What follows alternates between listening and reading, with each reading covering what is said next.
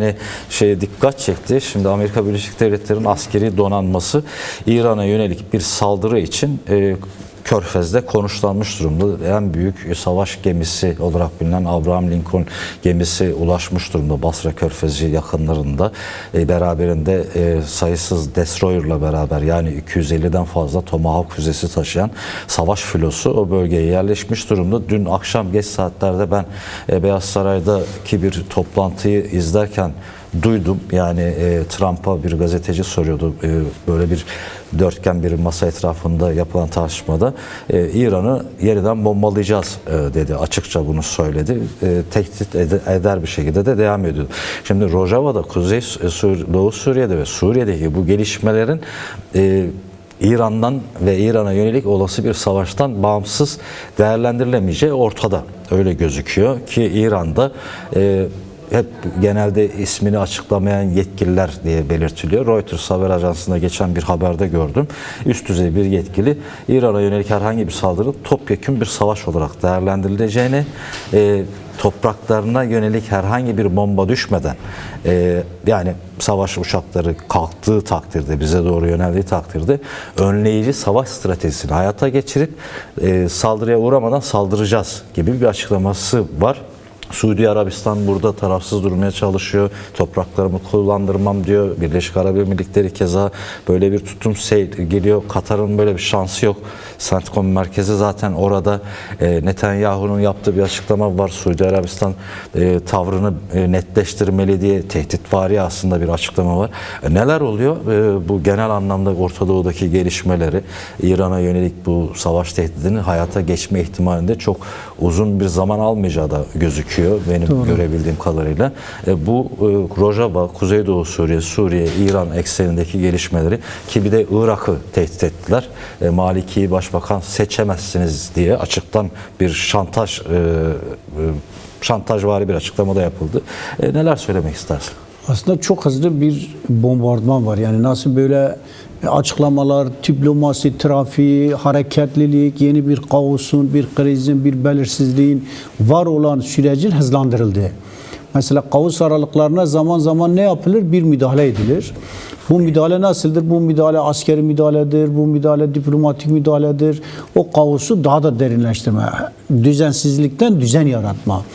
Şimdi Amerika'nın temel stratejisi bu. Orta Doğu'da düzensizlik yaratıp, kaos yaratma, çelişkiler yaratma, tüm güçleri yeniden dizayn etme açısından İsrail hegemonyası temelinde yeni bir müdahale var. Bu yani 1991'den Körfez'den başlayan Irak'taki müdahale ısıtılarak, yeni gündemler yaratılarak, dönemsel olarak 2002-2012, İşte 7 Ekim'den başlayan 2023'te böyle dönemsel bu son aşamasına gelen bir süreç gibi görülüyor.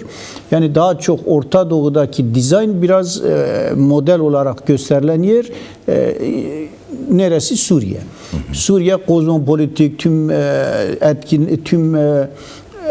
etnik yapıların, tüm mezhepsel yapıların iç içe olduğu bir yer. Şimdi burada yapılacak bir düzen ya da bir sistem giderek diğer yerlere de yansıtılacak. Evet. Şimdi bundan dolayı tabii burada bu yapılmaya çalışılırken bir düzen oluşturulamadı. Bir kaosun içine yeni bir kaos müdahale edildi. İdlib'deki bir kaos aralığı, mesela kimdi bu? İdlib'deki Haçlı Şabi, buradaki HTŞ kim? HTŞ biraz Sunni, Selefist, Arap, işte cihadist temelde tüm Orta Doğu'da kendi hilafetini kurmak isteyen bir güç aslında.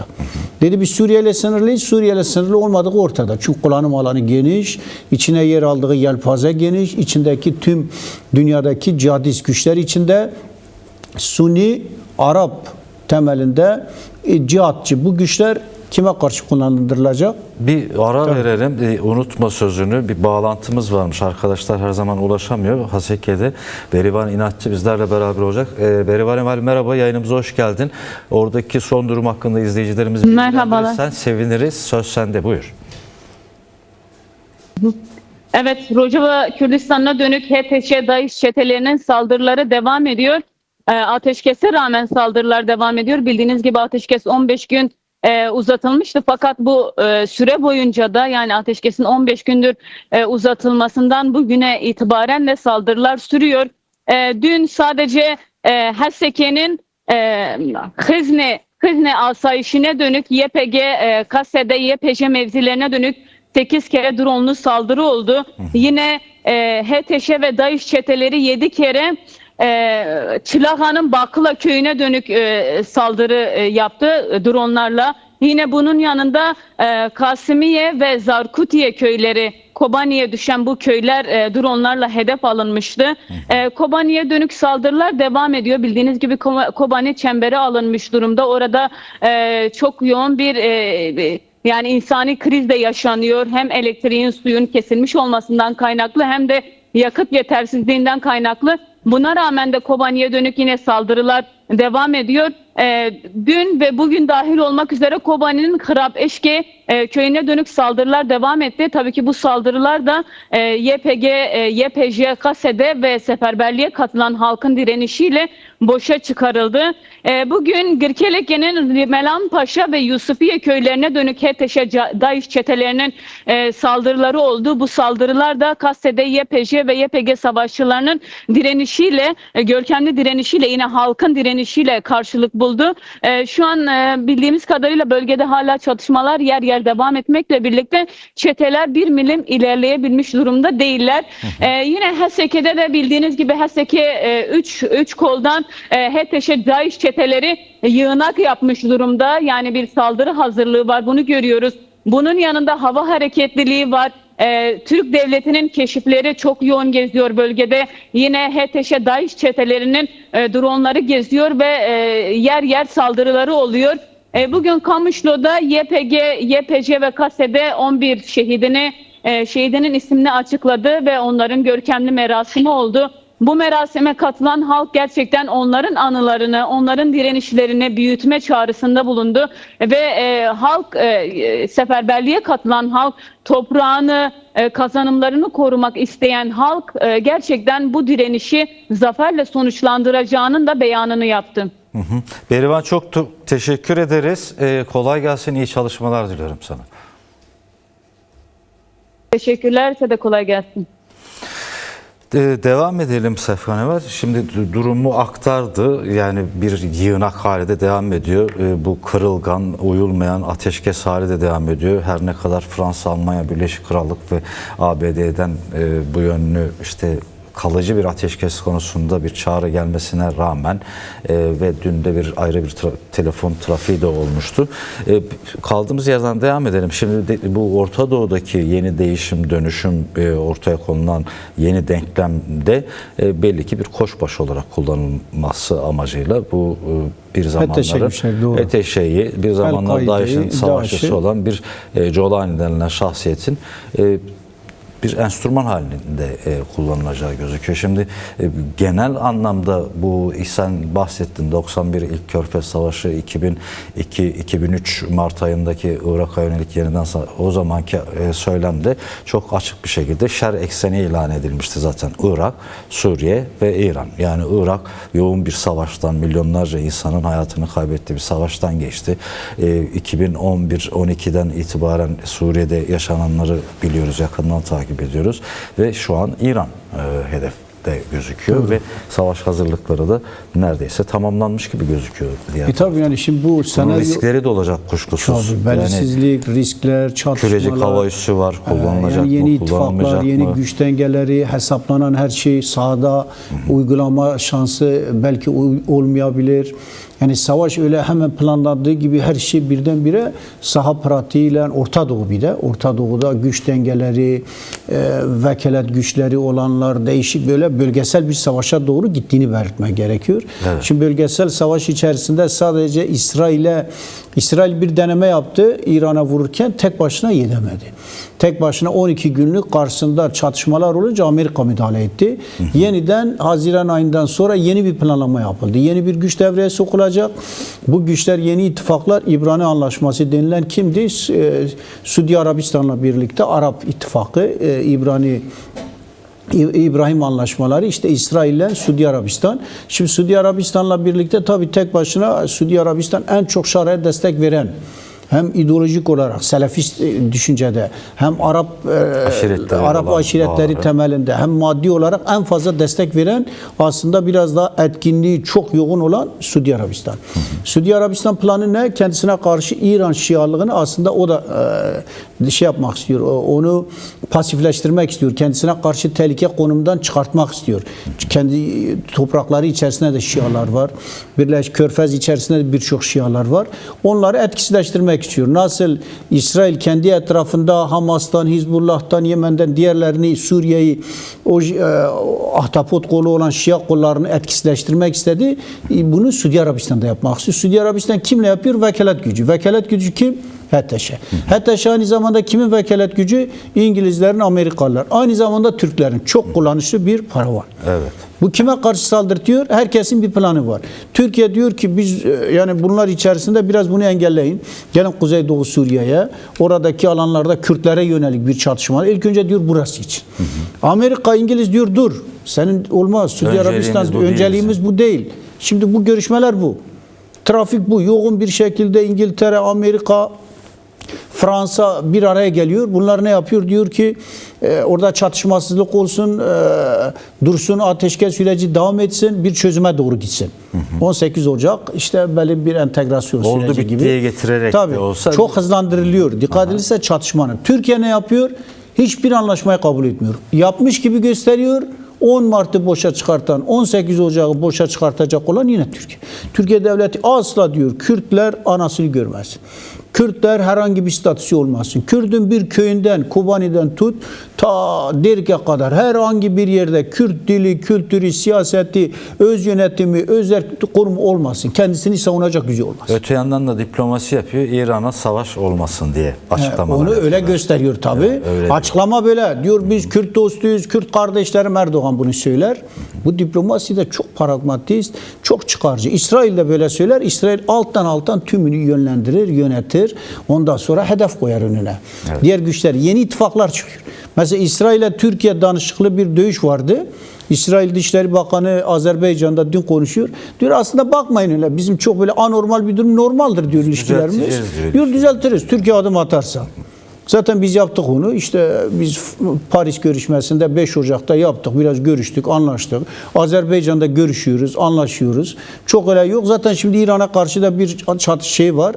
Planlama var. Planlamada onlar hatta şey üzerinde rolleri var. DAEŞ, işte Sunni Arapları ya da bu Sunni mezhebinde Türkiye'de İhvancı güçler, Selefist güçlerle Suudi Arabistan toplam bir ittifak gibi bu Sunni ittifakları tümden Şia ittifaklarına saldıracaklar. Önünde olan güç kim? Haçlı Şabi ve İran. Bunu Azerbaycan üzerinde İsrail diplomatik olarak onları organize ediyor. Türkiye Urmiye'den Tebriz'e kadar yapabilirse Musul'dan Halep'e kadar göz dikmiş. Bu toprakların tümüne Enverci, Talatçı paşalar yeni bir bölgesel bir savaş. Herkes çok büyük bir savaş. Yağma ve talan için herkes tabii ganimet savaşı. Şu an yani. Diyor ya çok büyük bir ganimet var. İşte Derazor petrolleri bize kaldı. Kim avlayacağız? Amerika bir tarafta çakallar gibi gidiyor onların petrol şirketleri. Türkiye diyor biz imar edeceğiz. Bize bırakın biz buradayız. Bütün güçler Suudi, diğerleri o petrola, gaza, oradaki insanlar ne yaşıyor, ne yaşamıyor değil. Yeraltı zenginliklerine, oradaki madenlere, hepsine göz dikme ve bunları kullanma. Şimdi bundan dolayı şu anda Kuzeydoğu Suriye yönelik çatışma böyle. Evet. Çatışma böyle, yoğun çatışma başlatıldı. Arap aşiretleri satın alındı, değişik güçler, Suudi Arabistan bunun içinde. Suudi Arabistansız bunu görmemek. Türkiye zaten tümden organize eden, onu yöneten, silahını veren, şu anda keşifleriyle, istihbaratıyla birlikte yönlendiren, diplomatik olarak tüm planını çeviren Türkiye.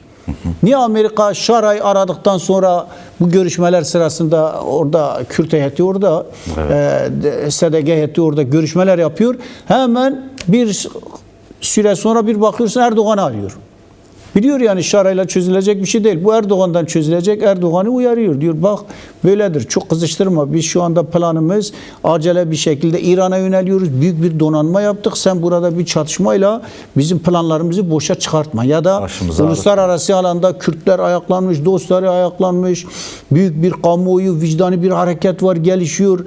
Bizi deşifre ediyorsun. Biz kötüyü kötüyle, yani böyle kötünün kötüsü biliyor, çeteleri çıkarıp kullanacaklar. Şimdi diyor bu çeteler dünyanın başına bela oldu. Bu bela olanları kullanmaya çalışıyor. Şimdi bu zebaniler takımı, çeteler böyle. Şimdi bundan dolayı tabii böyle süreçler içerisinde hiçbir güce üçüncü yol stratejisi nedir? Dedi ya, biz üçüncü seçeneği ne emperyalistlerin Orta Doğu'daki bu hegemon güçlerin yanında yer alır, ne de bölgesel gerici güçlerin onların çıkarının yanında yer alırız. Kendi öz savunmamız temelinde, halkımızın çıkarı temelinde bir savunma. Şu anda öyle bir savunma hattı oluşturuldu. Kuzeydoğu savunma hattıydı, diğerleri çıktılar. Onların bileceği iş. Yarın öbürsü gün onların başına geleni göreceğiz. Rakka ile Derazor'da. Neler yaşayacaklar? Eleman edecekler. Pişman olacaklar. Böyle hem oradaki özellikleri, onlara tanınan bu kadar kendi kendislerini yönetmeleri, biz ceberrut gibi başlarına yıkılacak. Daha ilk haftada Rojava'daki su faturaları 100 kat artmış. Onu da söyleyeyim. Onu girecekler. Şimdi onun için Kuzeydoğu Suriye bir hat oluşturdu. Şu anda Rojava. Rojava hattında her tarafta çatışma var. Çok yoğun. Barbar bir şekilde saldırı var. Şimdi bunları boşa çıkartmak için hem sahada çok yoğun bir direniş var. Köy ev direniliyor. Şu ana kadar işte Kuzeydoğu Suriye, Rakka ve Tapka'dan, Derazor'dan çekildi. Arap bölgeler, aşiretleri de o taraflar içerisinde çekilme sırasında yaşananlar, böyle hızlı çekilememe ya da böyle arkadan her taraftan yapılan birçok ihanetten dolayı tabii darbeler yenildi ama kendisini hızlı bir şekilde toparladı. Bir savunma hattı oluşturdu ve bu savunma hattında köy savaşıyor. Daha yeni savaş başladı. Onlar saldırıyor tüm gücüyle. Evet. Bütün alanlardan saldırıyor. Çılağa'dan saldırıyor. Tırbesiye'den Semalka'ya gidip orayı Haseki'yi, tabii Haseki'yi, Kamışlı'yı kuşatmaya alma. Derik'ten ya da Başur Kürdistan'la Rojava Kürdistan'ı arasını koparmak istiyor. Birçok planlar var. Bunun tümünü aklını veren Türkiye. Türkiye eskiden beri diyordu Semalka alınmalı, Derik alınmalı. Planı söyleyen ve uygulattığı çeteler. Şimdi bu anlaşma böyle biraz zorunlu ya da değişik taktiksel adımlar, müzakere yapılır, mücadele yürütülür. Çelişkiler, çatışmalar, ittifaklar değişken olur. Bazı dönemlerde ittifaklar, dengeler zamanında bazen yapamadığını o an yapmak zorundasın. O an yapmazsan ileride gelecekte bunlar kapışacaklar. Kapışınca zayıflayacak. Hatta Irak'a sürecekler. Onlar değişik güçlerle. Bu gücün ayakta kalıp kalmayacağı bellidir. İsrail ne dedi? Dedi benim için bir kırmızı hat sadece Şii hattı değil, aynı zamanda Sunni, radikal, ihvancı güçler de ya da bu Selefist güçler de düşmandır. Tehdittir diyor. Tehdit nerede? Kapıda, Şam'da. Şam'ın kenarına yerleşen Golan'dan her tarafa İsrail orada durmuş. Onun başında. Yaptığı gibi sopasını vurur. Şimdi kullanıyor onu. Sesini kesti. Çıkarı temelinde 5 Paris anlaşmaları buydu. Kendisine ver Golan'ı, aldı Golan'ı, aldı Güney Suriye'nin çoğunun denetim sahasını. İşte dedi Kuzeydoğu Suriye'de de Türklere yeşil ışık yakan Amerika, İsrail'e bir araya kadar. Sonra Kürt halkı, Kürt dostları direnince onlar boşa çıktı. Planları deşifre oldu. Aman bunu fazla ilerletmeyelim. Direniş var zaten, bölgeye yayılır. Kürtler eğer bu öyle olursa kuzeye yayılacak. Böyle olursa Başur topyekun biliyor. Sıra ona da gelir. Rojava giderse Başur gider. Hevler Süleymaniye tetikte. Halk tetikte. Topyekun direnişte ama sıkıştırılıyor. Bak çok destek verdiler. Şu anda 2 gündür Semalke'de olan Rojilat Kürdistan'ında gelen ve güneyden gelen Süleymaniye'de gelen gençlerin seferberliğe katılması niye engelleniyor? Türkiye uyardı. Tom Barak hemen gitti, telefon etti. Sen Maliki ile ilişki kurmayacaksın. Yön veriyor, tehdit ediyor. Çünkü KDP Maliki'ye destek vereceğini duyurmuştu. Tabii. Bu arada oraya da yönelik tehditler vardı. Açıktan tehditler yani. Ama Maliki de bir yanıt vermiş. Bugün Fırat Haber Ajansı da geçti.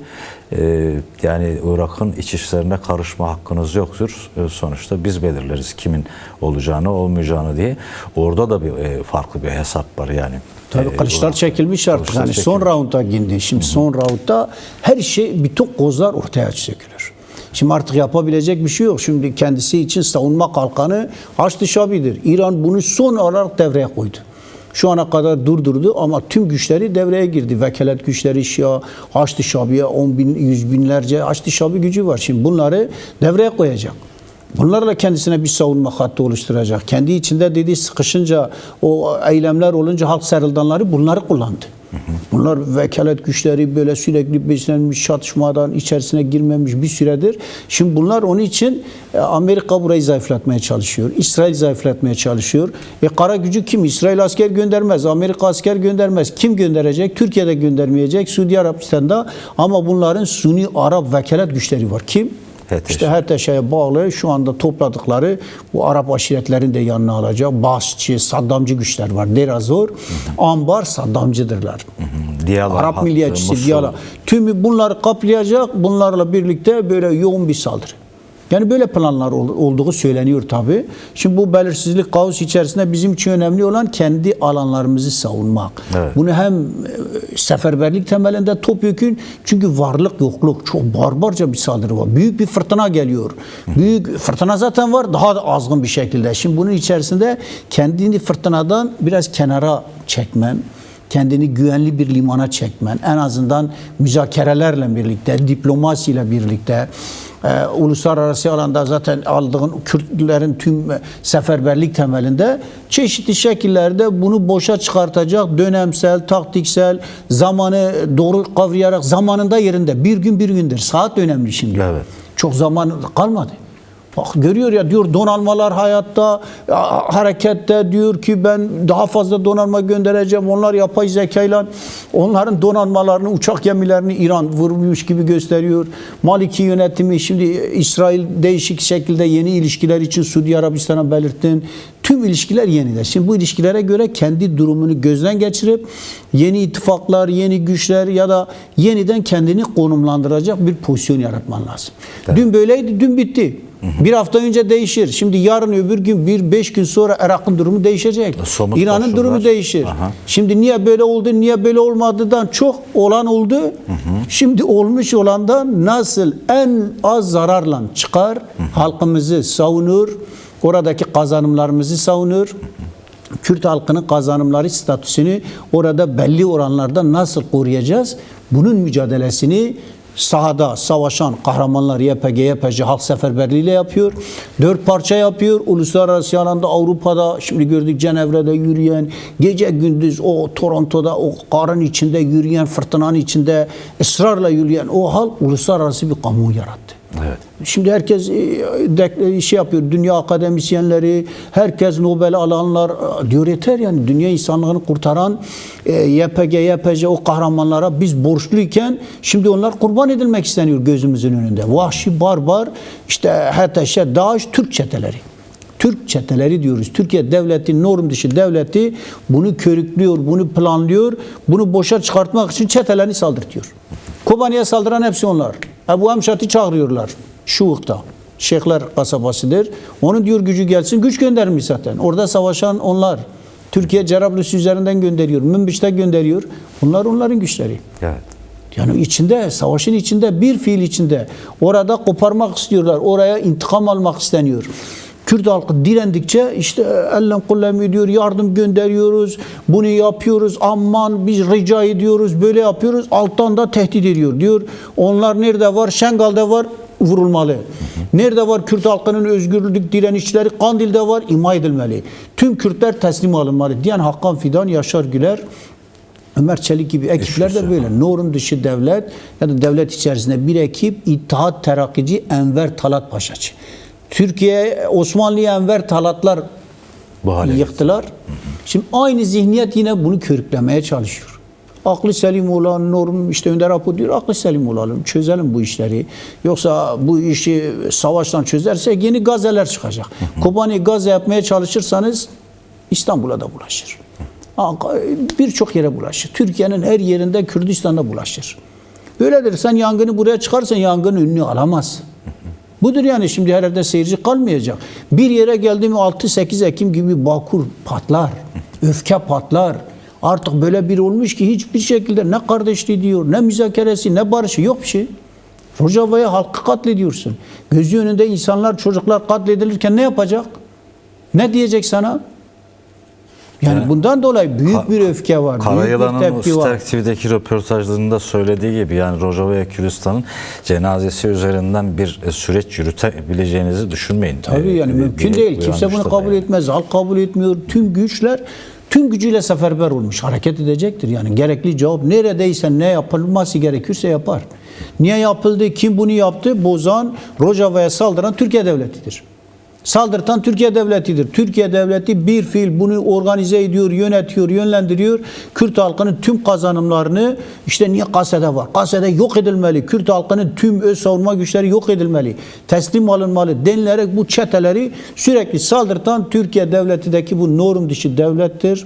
Avrupa, dünya kamuoyu diyor bu kadar da olmaz ya yeter diyor. Onlar yeter diyor. Çünkü dünyadaki insanlık vicdanı hareketi onları harekete geçirdi. Bu diplomasi trafiklerini böyle tabii baskı yapılıyor. Değişik yönlerden kazanımların önünü kısıtlamaya çalışılıyor. Değişik müzakere taktiksel yapıldı yapılmadı. Şam'da bu imzalandı imzalanmıştır da. Ne kadar az verirsek tabii. o kadar ne kadar iyidir ama diyorlar. bunu kurtarabilmek için gerekli olan bir şey de açıklanır. Bugün yarın Kase'de ya da Kuzeydoğu Suriye'de oradaki Rojava yönetimi diyecek. Biz gittik böyle bir anlaşma yaptık. Halkımızın kazanımlarını, Kase'denin öz yönetimini değişik. Çünkü orayı da öyle tümden Rojava'da hepsi Kürttür dememek lazım. Evet. Kamışlı'da da %40-50, Hasek'in %60'ı da Arap'tır. Evet. Orada Çılağa'da, Tırbiyesbiye'de Arap'tır. Yani orası da Rojava, Cizre'de yarı yarıya belki fazla yani böyle bir Arap toplumu da var. Arapları dışı Süryaniler de var, Hristiyanlar da var. Böyle bir iç içeliğin olduğunu görmek gerekiyor. Tam Derik, Amudi onlar daha çok Kürttür, Besiye daha çok Kürtler var. Ama büyük şehirler Haseki'dir, Kamışlı'dır, Arap toplumu çok. İç içe geçmiş Onu iç içe yani onlarla iç içe olacak çözümler, alternatifler devreye girdiği zaman niye girdi? Hepsi Kürdistan'dı, Kuzeydoğu Suriye'ydi böyle değil. Öyle mantık çözmez. Savaşı körükler Arap-Kürt çatışmasına dönüşmeden en azından bir süreci yürütecek müzakerelerle gerekli olan değişik adımlar atılacaktır. Adımlar atıldığı zaman da bu süreci nasıl ilerletilir, nasıl çatışmadan durdurulur, halkın bu kadar vahşet düzeyine kuşatmalar kaldırılır, korumaya alınır, uluslararası alandaki tüm güçler, ittifaklar devreye konulur. Çok önemli. Kuzeydoğu Suriye halkının tavrı çok önemli. Evet. Kuzey Kürdistan'ın. Kuzey Kürdistan halkı devreye girdi mi Türkiye'yi durduracak, bu saldırıların önünde alacaktır. Yani finali Kuzey Kürdistan yapacaktır. Tabi direnen YPG yapıyor ama Türkiye'yi engelleyerek dünyanın vicdanı da ortaya çıkan bu durumda yani bunu en azından direnen güç bunu belirtti ve yeni ittifaklar, yeni müzakereler, yeni adımlar atılmıştır. Kısa sürede açıklanır. Çeşitli spekülasyonlar işte budur. Acaba tüm kazanımları vermez. Ona göre öz yönetimini de koruyarak, kendisi asayişini de sağlayarak, yerel olarak kendisini de yöneter. Arap da kendisini Haseki'de yönetecek, Kamışlı'da da o yönetecek. Onun içinde yer alacak. Zaten mantık bu. Bu yapılan şu andaki paradigma, model buydu. Bunu yapacak. Kasede'yi de öz savunmasını, gücünü koruyarak daha büyük katılımlarla, seferberlikle bu saldırılar engellenecektir.